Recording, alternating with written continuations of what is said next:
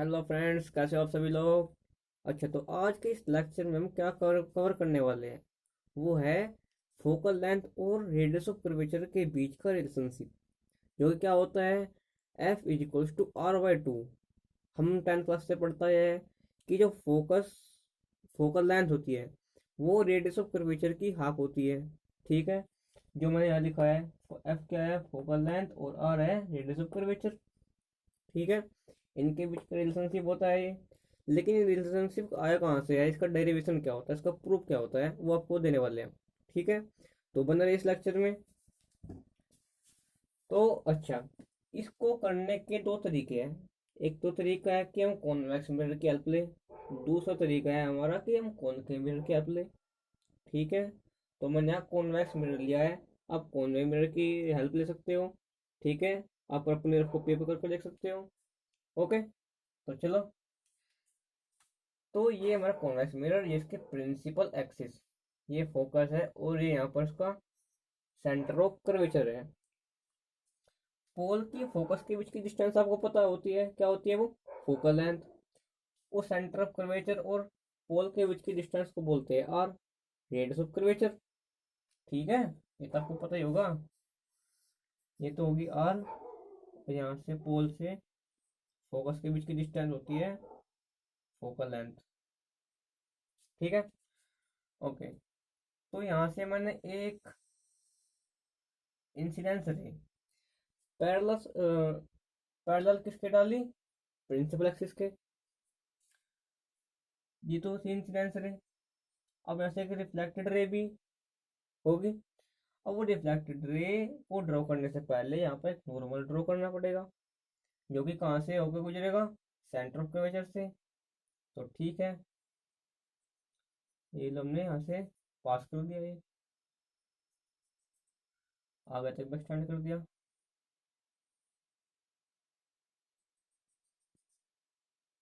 ये लो, ये angle theta होगा हमारा। अब जितना एंगल इंसिडेंस रे ने नॉर्मल के साथ बनाया है, उतना ही एंगल रिफ्लेक्टेड रे भी बनाएगी।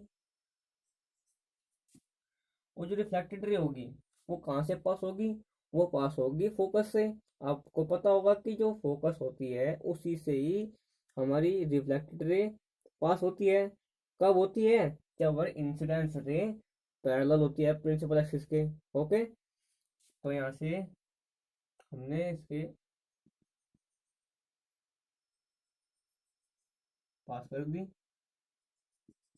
आगे तक स्टैंड कर दी। ये एंगल भी होगा थीटा, क्योंकि angle of reflection is equal to angle of incidence. Angle of incidence is equal to angle of reflection, आपको पता ही है। ठीक है, आप देख सकते हो यहाँ पर इस पॉइंट पर हमारी इंसिडेंस रे पड़ी है, ये रिफ्लेक्टेड रे।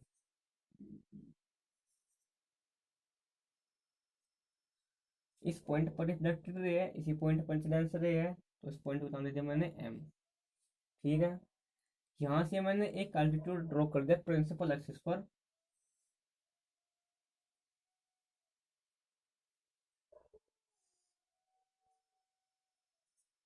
और इस पॉइंट को डी नाम दे दिया, जिसमें इस प्रिंसिपल एक्सिस पर जो अपना इंटरसेक्ट है वो हुआ है, वो डी पॉइंट है। इसको मैंने एच नाम दे दिया। ओके, अब देखिए, जब एन यानी कि नॉर्मल कहाँ से गुजरी, सेंटर ऑफ कर्वेचर से, और ये जो हमारी इंसिडेंस रे है, इसको मैंने आगे तक एक्सटेंड कर दिया।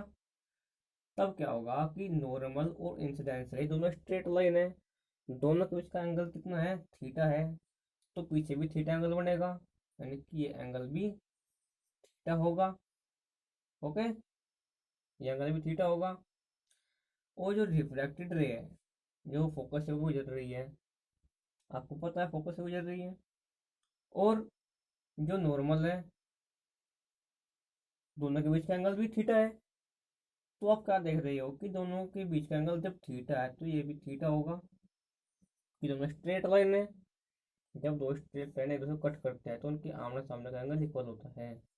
ओके, इसको बोलते हैं वर्टिकली अपोजिट एंगल।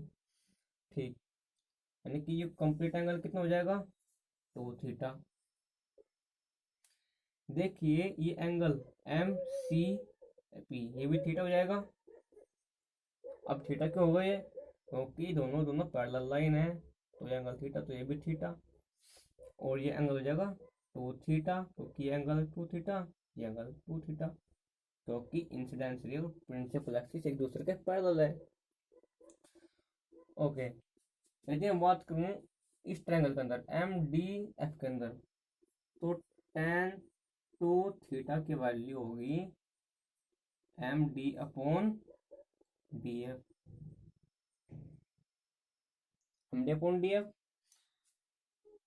यानी कि एम डी तो हमारी एच है और डी एफ क्या होगी, फोकस से और पोल के बीच की डिस्टेंस, यानी कि फोकल लेंथ। अब देखिए मैंने तो डी एफ का, लेकिन मैं ले रहा हूँ फोकल लेंथ जो कि पोल से मेजर की जाती है, क्या तो पी आना चाहिए था। लेकिन जो हमने ये जो कॉन्वेक्स मिरर लिया है वो उसमें एजम्पशन क्या की है कि जो मिरर है वो स्मॉल अपर्चर का होना चाहिए। स्मॉल अपर्चर होने से क्या होगा, पी पॉइंट और डी पॉइंट के बीच की डिस्टेंस बहुत ही मिनिमम होगी। मिनिमम होने के साथ साथ हम इसको नेगलेक्ट भी कर सकते हैं और दोनों पॉइंट को एक ही जैसे कंसिडर कर सकते हैं। ओके, यानी कि पॉइंट पी और पॉइंट डी दोनों एक जैसे हम ट्रीट करेंगे। अच्छा, ये तो हमारी आ गई। और ये जो थीटा एंगल है किसमें, एम डी सी में, तो टेन थीटा वो होगा M D upon C D, M D H है, सी डी कितनी हो जाएगी, आर, भाई रेडियस ऑफ कर्वेचर है ना ये।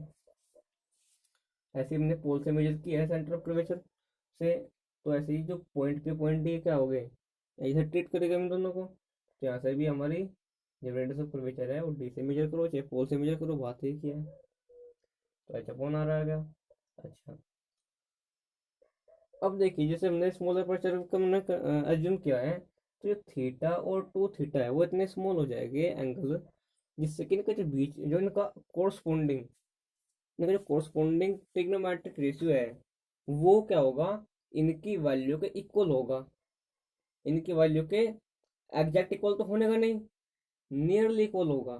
जितना छोटा एंगल, उनका जो ट्रिग्नोमेट्रिक रेशियो उनके कोरस्पोंडिंग, जैसे कि tan थीटा या tan 2 थीटा, या हम बोल देते हैं sin 2 थीटा या sin 2 थीटा, इनकी वैल्यू इनके थीटा के यानी कि इनका एंगल है उसके नियरली इक्वल होती है।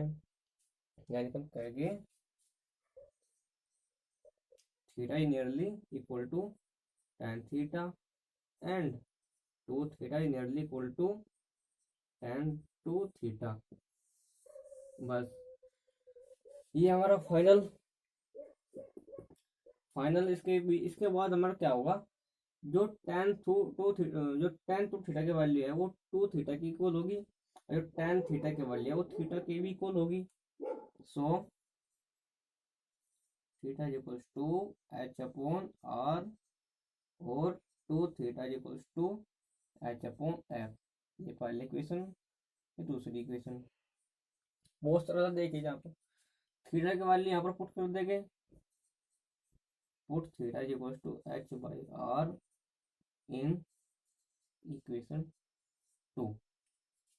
सो 2 into H by R is equals to H upon F, H upon F होगी,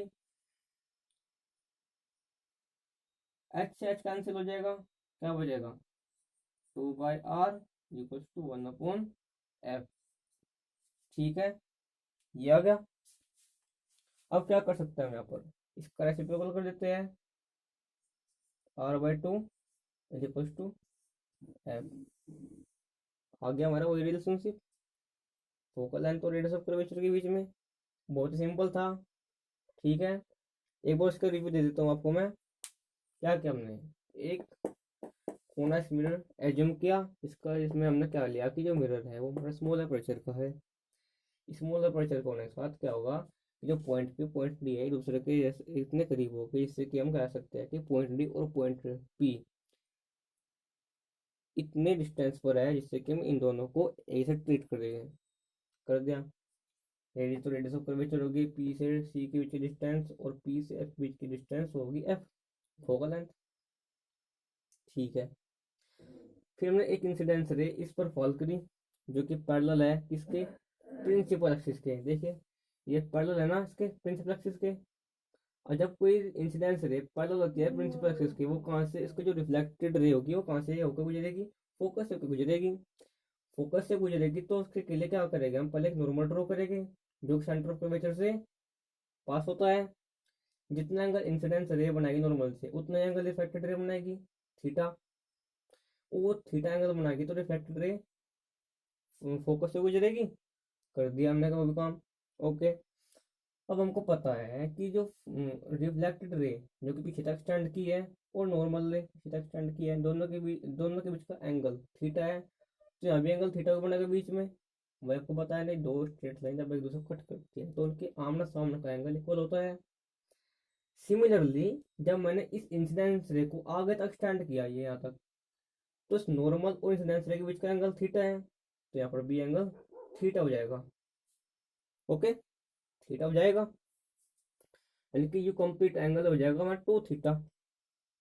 ठीक है। यानी कि अगर मैं बात करूँ टू थीटा की इस ट्रायंगल में एम डी एफ में, तो M D upon D F हो जाएगा, यानी कि H upon F, height upon focus length, focal length. Tan theta की बात की जाए तो M D upon C D, M D upon C D. ठीक है।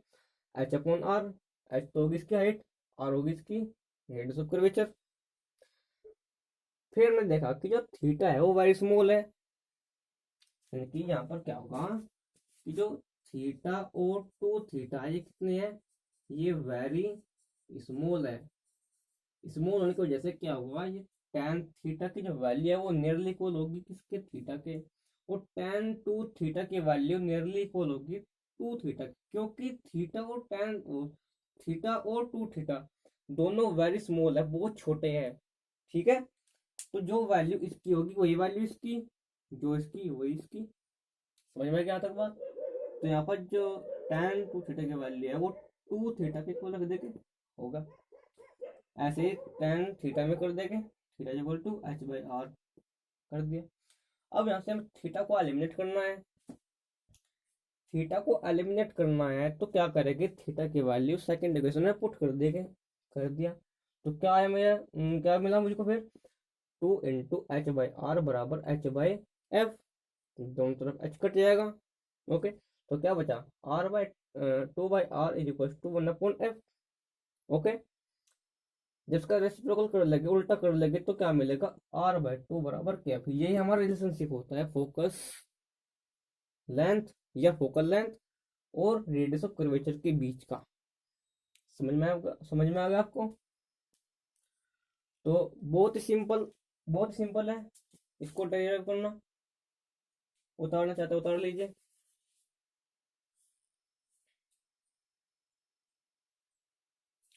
तो हम अपन अगला लेक्चर जो करने वाले हैं ना वो है मैग्निफिकेशन और मिरर के बारे में, कि मिरर के अंदर जो मैग्निफिकेशन होता है वो होता है m is equals to H I upon H O बराबर माइनस के v अपॉन यू। इसका डेरिवेशन हम करने वाले हैं, यानी कि ये जो मैग्निफिकेशन हमारा, ये तो होती है डेफिनेशन, ये तो होती है डेफिनेशन मैग्निफिकेशन की डेफिनेशन। लेकिन ये आया कहाँ से, इसके इक्वल कहाँ से आया, ये डेरिवेशन हम करने वाले हैं अपने अगले लेक्चर के अंदर।